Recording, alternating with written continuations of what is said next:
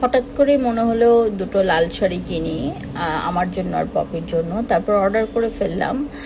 আর আজকে দুটো শাড়ি এসছে। কেমন হয়েছে শাড়িগুলি বলবেন। একটা ছিল মেরুন টাইপের, আর একটা হলো একেবারে অরিজিনাল লাল সিঁদুর যেটাকে বলে সেটা।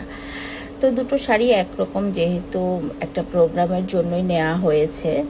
তো লাল শাড়ি আমার বরাবরই, লাল রংটা আমার ভালো লাগে, কিন্তু অনেক সময় দেখা যায় খুব কড়কড়া একটা কালার হয়ে যায় আমার জন্য। কিন্তু যেহেতু সামনে পহেলা বৈশাখ এবং বৈশাখের সিজনের প্রোগ্রামটা পড়েছে, সেই জন্য এই লাল শাড়িটা পছন্দ, এটা হলো আমার জন্য নিয়েছি।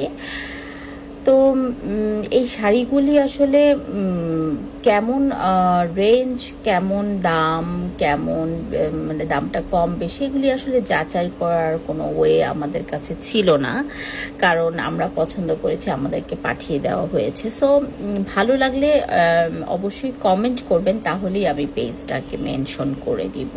সবাই ভালো থাকবেন।